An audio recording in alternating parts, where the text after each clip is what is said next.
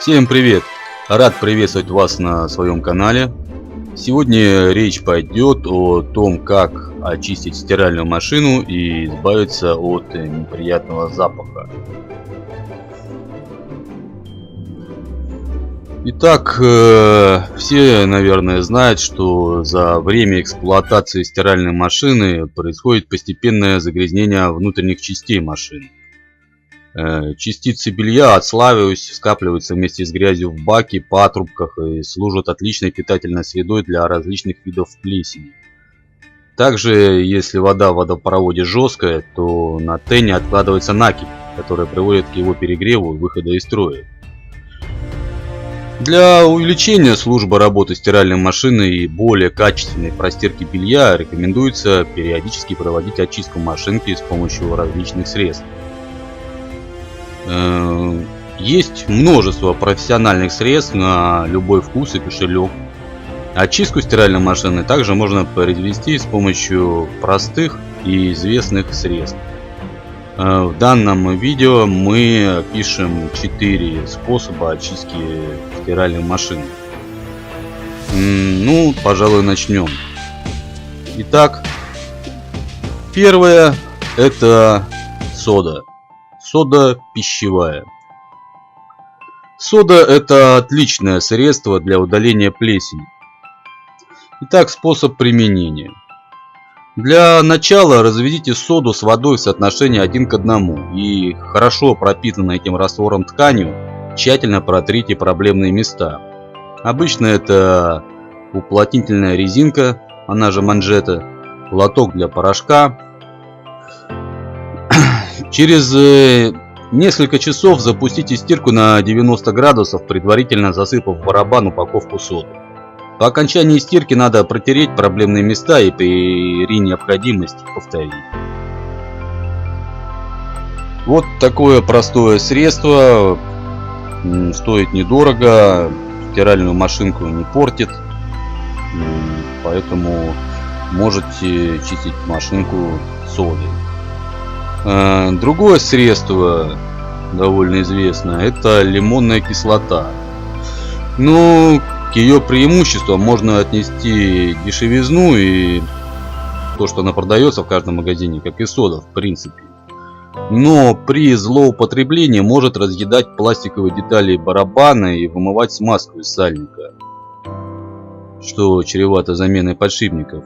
Но к плюсам можно отнести, что она хорошо избавляет от накипи на тене. Итак, способ применения. Насыпьте в лоток для порошка от 50 до 110 граммов лимонной кислоты и запустите режим стирки при температуре не менее 60 градусов. Если чистка не проводилась давно, тогда используйте режим с максимальной температурой. После стирки все лишнее должно выйти через слив. После стирки открутите пробку сливного фильтра и промойте его.